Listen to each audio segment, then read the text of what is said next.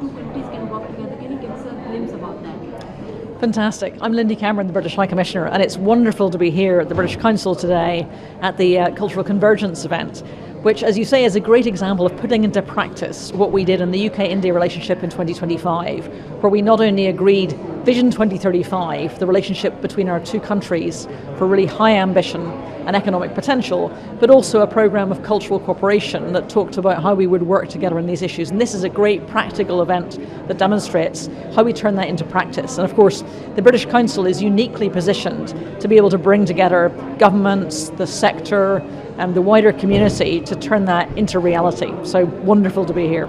Thank you. The British Council has organized a two-day event, Creative Convergence, and last year we saw a partnership was signed on cultural cooperation. How do you see this event aligning with that cultural cooperation partnership and Vision 2035? The programme of cultural cooperation that was signed between the United Kingdom and India last year by our two Ministers of Culture was designed to really strengthen and deepen our cultural partnership.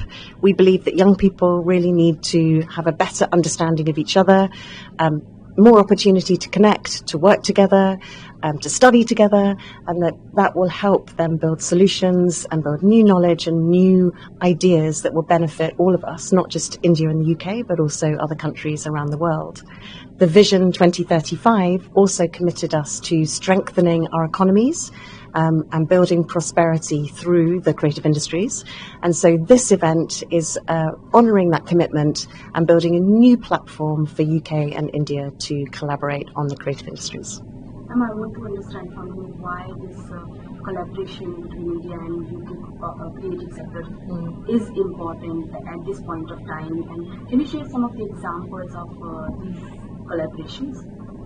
So the United Kingdom and India have many shared objectives. We have incredible stories to tell. We're also grappling with issues like climate change and sustainability. And so by collaborating together, we can learn from each other and we can build solutions that can really tackle some of those global challenges.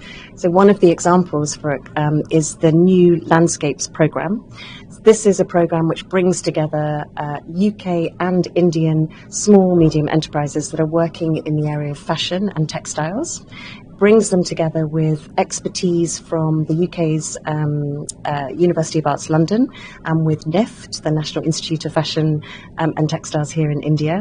And through that consortia approach, they're able to research new ways of developing sustainable approaches to fashion. So one example, which I absolutely love, is that one partnership developed sustainable sequins, and they went on to receive funding that has enabled them to take that idea into production. So that's some of the ways that we're able to shape the collaboration. When you have worked extensively in Europe, Asia and Australia, why do you think this partnership between India and UK creative sector is important and relevant today? So I have worked around the world, but I know that both India's and the UK's creative industries are world leading. They are both enormously important to the economies of India and the United Kingdom and to the population. They're a source of employment, they're a source of enjoyment, but most importantly, they're a source of money for both these countries at a time when these countries are both growing their economies as fast as they can. And can you share some examples where international collaboration has strengthened creative industries and cultural institutions? So I believe firmly that all of the creative industries are a way to join up communities across the world, and most particularly between India and the United Kingdom. Our films, our art, our music are things that we love, all of us, and things that we have in common. They tell local stories, but they tell local stories on a global platform. And that's what the British Council is here to help, those global platforms for local stories. What role, according to you, festival, cultural institution and network play in translating creativity into long-term economic growth, according to you?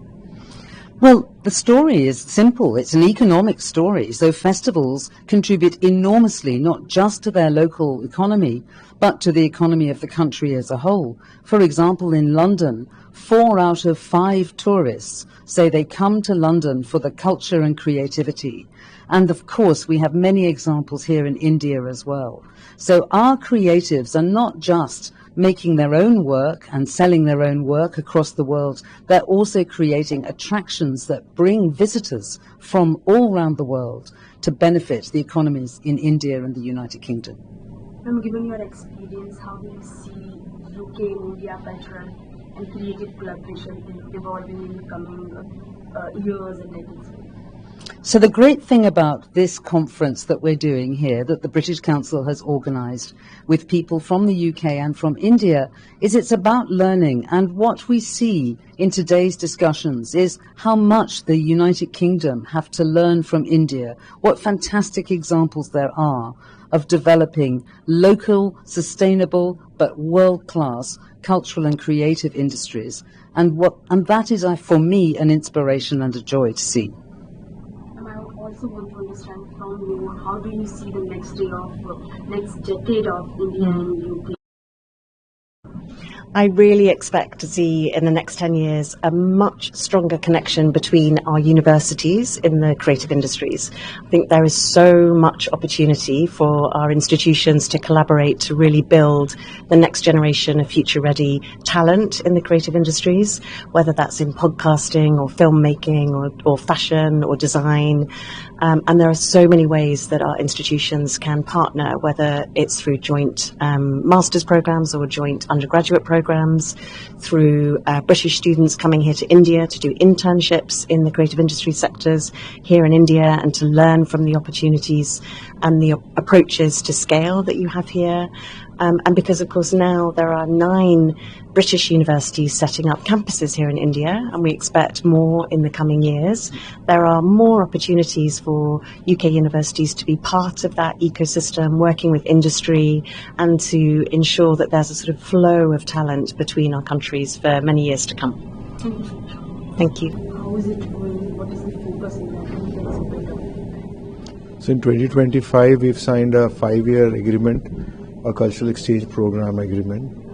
This agreement entails 4 or 5 major things. Of course, one is a partnership on the aspects of creative economy, which we were discussing today as well. Apart from that, our partnership on museums, on display of various historical objects, on conservation of monuments, on education and cultural exchanges, artist residencies, and also learning from each other's experience in cultural practices and cultural rejuvenation that is happening in both the countries. So what is the focus in India right now when it comes to creative economy, and how is it moving from here, sir? The focus from our side is to leverage technology to bring market access to our creative artists as well as creative entrepreneurs. It includes the visual art space, it includes the space for Indian crafts, and also the specified textile and other objects which can have an international market. And so where is the role of UK in this? How can the countries work in this direction?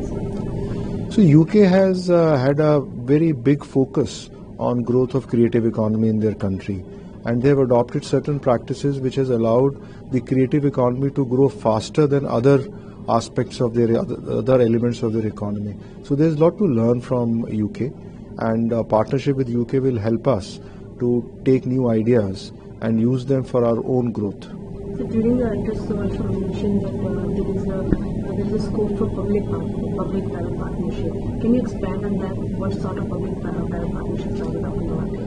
So we are looking at public-private partnerships in all spheres of the mandate of Ministry of Culture. It may be conservation and preservation of our cultural heritage. It may be providing market access to performing arts and to visual arts.